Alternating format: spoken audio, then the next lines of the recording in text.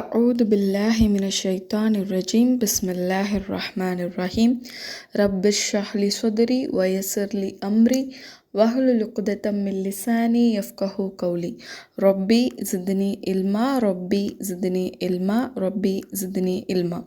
அஸ்ஸலாமு அலைக்கும் வரஹ்மத்துல்லாஹி வபரகாத்துஹு. நேசிக்கப்படுகின்றோமா வெறுக்கப்படுகின்றோமா அப்படிங்கிற தலைப்பில் இன்னைக்கு அல்லாஹ் நேசிக்கிற ஒரு குணத்தை பற்றி பார்க்க போகிறோம். அல்லாஹ் தன்னுடைய திருமறை குரானில் சூரா பக்ராவுடைய 195வது வசனத்தில் சொல்லும்போது சொல்கிறான், வ அஹ்சினு இன்னல்லாஹ யுஹிப்புல் முஹ்சினீன். நன்மை செய்யுங்கள், நிச்சயமாக அல்லாஹ் முஹ்சின்களை நன்மை செய்வோரை நேசிக்கின்றான் அப்படின்னு சொல்லி அல்லாஹ் தன்னுடைய திருமறை குரானில் சுட்டி காட்டுறான். அப்போது அல்லாஹ் நேசிக்கக்கூடிய அடியார்கள்னு நம்ம நிறைய பட்டியல் பார்த்தோம். இரையச்சம் உடையவங்க, அதாவது தக்வா உடையவங்க, அல்லாஹ் கிட்ட தௌபா செய்யக்கூடியவங்க, இப்படி நிறைய பட்டியல் பார்த்தோம். அதில் இன்னைக்கு நம்ம தெரிஞ்சுக்க போகிறது யாரை பற்றினா, இந்த முஹ்சின்கள், நன்மை செய்பவர்களை அல்லாஹ் நேசிக்கிறான் அப்படிங்கிறத பற்றி தெரிஞ்சுக்க போகிறோம். முஹ்சின் அப்படிங்கிற வார்த்தை எந்த வேர்ச்சொல்லிருந்து வந்தது அப்படின்னு பார்த்தீங்கன்னா, இஹ்சான் அப்படிங்கிற வேர்ச்சொல்லிருந்து தான் வந்தது. இஹ்சான் அப்படின்னா என்ன அர்த்தம்? தொழுகையில் இஹ்சானோடு இருக்கணும், நம்ம ஒவ்வொரு அமல் செய்யும்போது நம்ம இஹ்சானோடு செய்யணும் அப்படின்னு சொல்லப்படுதில்ல. அந்த இஹ்சான் அப்படின்னா என்ன? நபி ஸல்லல்லாஹு அலைஹி வஸல்லம் அவங்க சொல்கிறாங்கல்ல, வணக்க வழிபாடுகளில் இருக்கும்போது அல்லாஹுவை நாம் பார்ப்பது போல நினைத்து கொண்டு நம்ம வணங்குறது. நம்மளால் அல்லாஹுவை பார்க்க முடியாட்டியும் இறைவன் நம்மை பார்த்து கொண்டே இருக்கிறான் அப்படிங்கிற எண்ணத்தோட ஒவ்வொரு வணக்க வழிபாடுகளையும் செய்கிறது தான் இஹ்சானோட செய்கிறதுன்ற சொன்னாங்க. இப்போ இஹ்சான் அப்படின்னா நம்ம அல்லாவை பார்க்க முடியலை, ஆனாலும் இறைவன் என்னை பார்த்துட்டே தான் இருக்கான். நான் தொழுகின்ற நிலையாக இருந்தாலும், நான் நோன்பு வைக்கிற நிலையாக இருந்தாலும், நான் தஹஜ்ஜுத்தில் நின்று யாருமே பார்க்காத நேரத்தில் நான் தொழுகிறதா இருந்தாலும் என்னோட ரப்பு என்ன பார்த்துட்ருக்கான். நான் கண்ணீர் சிந்து அவன்கிட்ட பிரார்த்தனை செய்கிறதையும் என் ரப்பு பார்த்துட்ருக்கான். நான் மறைமுகமாக செய்யக்கூடிய தர்மங்களையும் என்னுடைய ரப்பு பார்த்துட்ருக்கான் அப்படின்னு அல்லாஹ் பார்க்குறான் அப்படிங்கிற எண்ணத்தோட அந்த ஒரு சுய விழிப்போடு இருக்கிறதுக்கு பேர் தான் இஹ்சான். அப்போ இந்த இஹ்சான்லேருந்து வந்த வார்த்தை தான் இந்த முஹ்சினீன். அல்லாஹ் நன்மை செய்பவர்களை நேசிக்கிறான் அப்படின்னு சொல்லக்கூடிய இந்த முஹ்சினீன் நன்மை செய்யக்கூடியவங்க தான். ஆனால் எப்படிப்பட்ட நன்மை செய்யக்கூடியவங்களாக இருப்பாங்க அப்படின்னா, இவங்க முழுக்க முழுக்க அல்லாஹுடைய திருப்திக்காக நன்மை செய்யக்கூடிய அடியார்களாக இருப்பாங்க. நான் இந்த நன்மை செய்யும்போது என் ரப்பை என்னை பார்த்துட்டு இருக்கான், என் ரப்புடைய பொருத்தம் எனக்கு தேவை, நான் அதுக்காக தான் இந்த நன்மையை செய்கிறேன் அப்படிங்கிற எண்ணத்தோட நன்மை செய்யக்கூடியவங்களாக இருப்பாங்களாம். இன்றைக்கி நம்மெல்லாம் நன்மைகள் செய்கிறோம். பல நேரங்களில் அந்த நன்மை உண்மையிலேயே நம்ம அல்லாஹுடைய பொருத்தத்துக்காக தான் செய்கிறோமா? யோசிச்சு பாருங்கள். இன்னென்ன மனிதர்கள்கிட்டலாம் எனக்கு நல்ல பேர் கிடைக்கணும் அப்படிங்கிற எண்ணத்தில் நம்ம செய்கிறது இல்லையா? அவங்க எனக்கு வேண்டியவங்க, அவங்களுக்கு நான் உதவணும், அப்போ தான் அவங்க என்னை பற்றி நல்லதாக நினப்பாங்க. இவங்களுக்கு நான் இந்த தேவையை நிறைவேற்றி கொடுக்கணும், அப்போ தான் இவங்க என்னை பற்றி நல்லதாக நினப்பாங்க அப்படின்னு அல்லாஹுவுக்காக நம்ம செய்யணும்னு நினச்சாலும் சில நேரங்களில் உலகத்தில் நமக்கு பேர் கிடைக்கணுங்கிறதுக்காகவும், உலக விஷயங்களில் நமக்கு ஏதாவது ஒரு ஆதாயம் இருக்கிறதாலையும் நம்ம நன்மை செய்யக்கூடியவங்களாக இருந்துகிட்ருக்கோம். ஆனால் இப்படிப்பட்ட நன்மை செய்பவர்களை, இப்படிப்பட்ட முஹ்சினீன்களை அல்லாஹ் நேசிக்கிறது இல்லை. முழுக்க முழுக்க அல்லாஹுடைய திருப்தியை நாடி யார் நன்மை செய்கிறார்களோ அவர்களை தான் அல்லாஹ் நேசிக்கிறதா சொல்கிறான். அல்லாஹுடைய திருப்தியை நாடி நன்மை செய்கிறதுனா எப்படி? அல்லாஹ் தன்னுடைய திருமறை குரானில் சூரா ஆல இம்ரானுடைய 134வது வசனத்தில் சொல்லும்போது சொல்கிறான், அல்லதீன யுன்ஃபிகூன ஃபிஸ்ஸர்ராஇ வதர்ராஇ. அவர்கள் துன்பமான நிலையிலும் இன்பமான நிலையிலும் இறைவனின் பாதையில் செலவிடுவார்கள். அதாவது அவங்களுடைய வசதியிலையும் அவங்களுடைய ஏழ்மையிலையும் அல்லாஹுடைய பாதையில் செலவிடுவாங்களாம். வல் காலிமீனல் கைல, கோபத்தை அடக்கிக் கொள்வார்கள். வல் ஆஃபீன அனின்னாஸ், மனிதர்கள் செய்யும் பிழைகளை மன்னிப்போராய் இருப்பார்கள். வல்லாஹு யுஹிப்புல் முஹ்சினீன், நன்மை செய்வோரை அல்லாஹ் நேசிக்கின்றான். அப்போ இந்த வசனத்தில் அல்லாஹ் நன்மை செய்யும் மனிதர்கள், அதாவது உண்மையிலேயே அல்லாஹுடைய பொருத்தத்திற்காக நன்மை செய்யக்கூடிய மனிதர்கள், அல்லாஹுவை நேசத்தை பெறக்கூடிய இந்த நன்மை செய்யக்கூடிய மனிதர்கள் எப்படிப்பட்டவங்களா இருப்பாங்கன்னு அல்லாஹ் சொல்லும்போது சொல்கிறான், இன்பமான நிலையிலும் துன்பமான நிலையிலும் அவங்களுடைய வசதியிலையும் வறுமையிலையும் அல்லாஹுக்காக தான தர்மங்கள் அல்லாஹுடைய பாதையில் செய்வாங்களாம். உண்மையிலேயே ஒரு நன்மை செய்யக்கூடிய ஒரு அடியார், அவர் தர்மம் செஞ்சிட்ருக்காரு அப்படின்னா, அவர் அல்லாஹுடைய பொருத்தத்துக்காக தான் அதை செய்கிறாருன்னா, அவர் என்ன பண்ணுவாராம், தன்கிட்ட இருந்தாலும் அல்லாஹுடைய பாதையில் கொடுப்பாராம், தன்கிட்ட இல்லாட்டியும் என்ன இருக்கோ அதிலிருந்து அல்லாஹுடைய பாதையில் அவர் செலவு செய்வாராம்.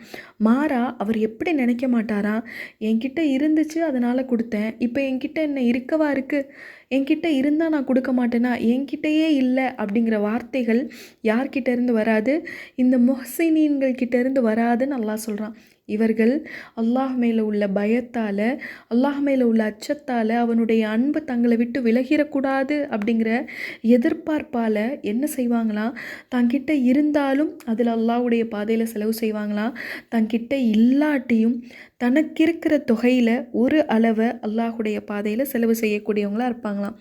யோசிச்சு பாருங்களேன், இருக்கும்போது நம்ம செலவு செய்கிறது அல்லாஹுவுக்காக அப்படிங்கிறத தாண்டி சில நேரங்களில் பேருக்காகவும் புகழுக்காகவும் இவ்வளோ நாள் செஞ்சிட்டோம், இனிமே செய்யாட்டி நம்மளை என்ன நினைப்பாங்க அப்படிங்கிற ஒரு எண்ணமும் கூட வந்துடும். ஆனால் இல்லாத போது செய்கிறது முழுக்க முழுக்க அல்லாஹுடைய திருப்பொருத்தத்தை நாடி செய்யக்கூடிய அமலாக இருக்கும்.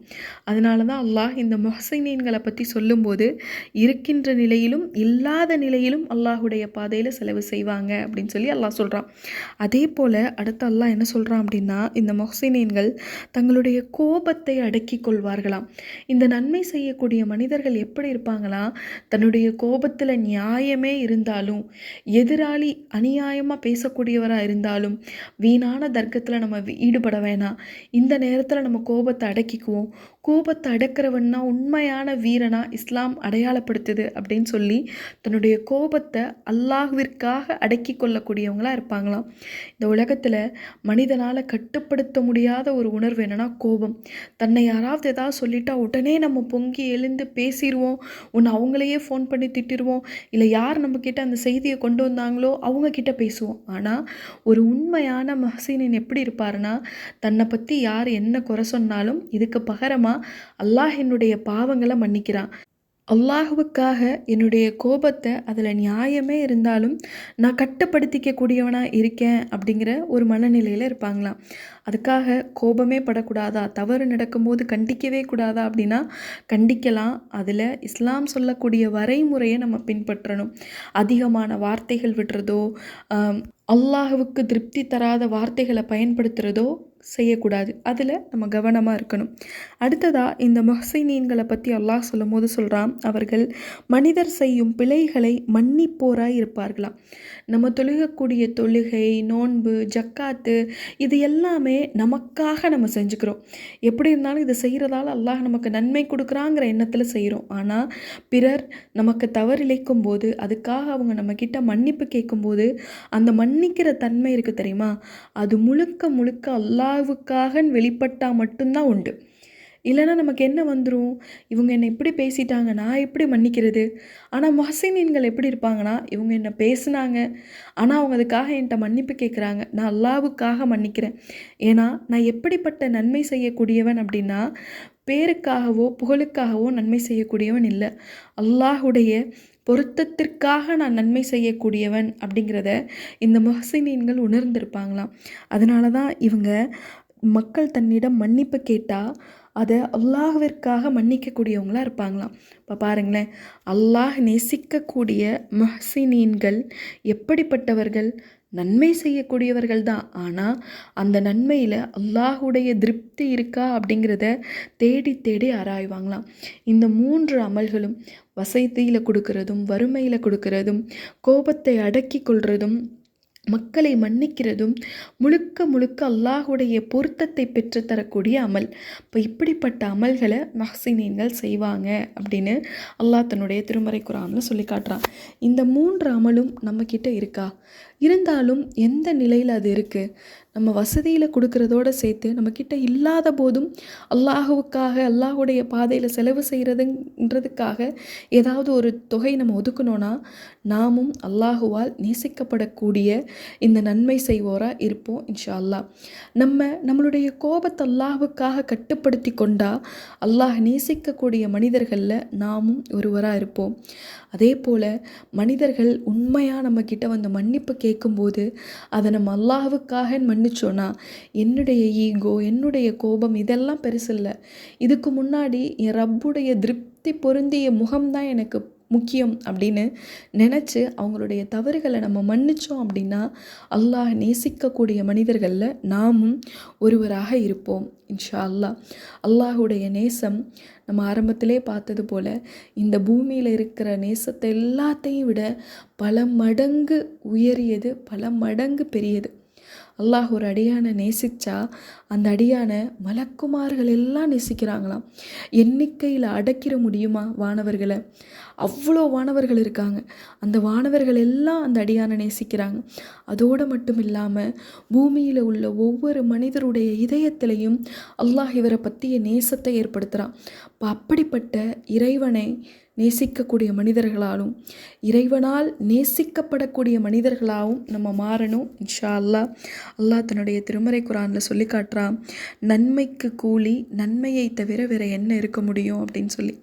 அப்போ நம்ம அல்லாஹ் கிட்ட முஹ்சினீன்களாக நம்ம நடந்துக்கிட்டோம் அப்படின்னா அல்லாஹும் நம்மக்கிட்ட நன்மையானவனாக தான் நடந்துக்குவான். இது அல்லாஹுடைய வாக்கு இல்லையா? அல்லாஹ் நீதியாளன் இல்லையா?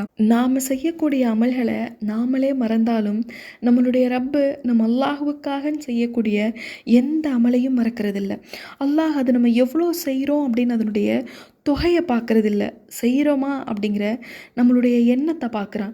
அந்த செயல்களை எல்லாத்தையும் அல்லாஹ் நமக்காக பதிவிட்டு வைக்கிறான்.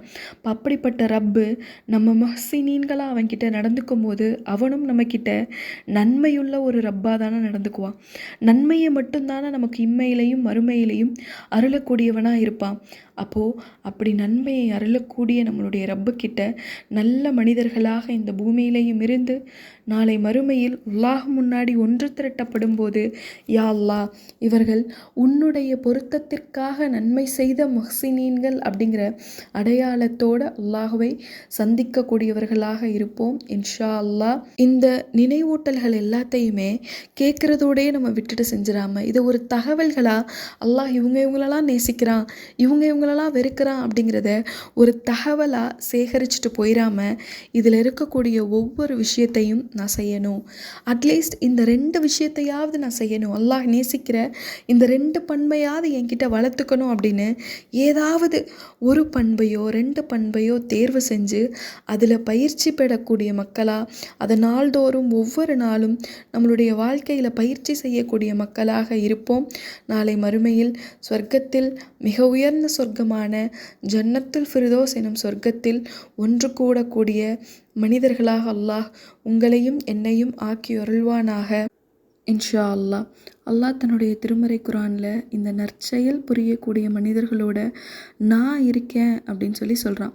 16வது அத்தியாயத்துடைய 128வது வசனத்தில், இன்னல்லாஹ மஅல்லதீன தகவ் வல்லதீனஹும் மஹ்சினூன், நிச்சயமாக எவர் பயபக்தி உடையோராக இருக்கின்றார்களோ அவர்களுடனும் எவர் நற்செயல்கள் புரிகின்றார்களோ அவர்களுடனும் அல்லாஹ் இருக்கின்றான். இப்படி நல்ல அமல்கள் செய்து, அதாவது அல்லாஹுடைய பொருத்தத்திற்காக நல்லமல் செய்து அவனுடனான நம்மளுடைய பந்தத்தை, அவனுடனான நம்மளுடைய நெருக்கத்தை இன்ஷா அல்லாஹ் அதிகப்படுத்தி கொள்வோம். அல்லாஹும்ம இஜ்அல்னி மினல் முகர்ரபீன் வமினல் முஹ்லிசீன் வமினல் முஹ்சினீன் வமினஸ் ஸாதிகீன். யா அல்லாஹ் என்னை உனக்கு நெருக்கமானவர்களிலும் நேர்மையானவர்களிலும் நன்மை செய்பவர்களிலும் உண்மையாளர்களிலும் ஒருவனாக ஆக்கியருள்வாயாக. அஸ்ஸலாமு அலைக்கும் வரஹ்மத்துல்லாஹி வபரகாத்துஹு.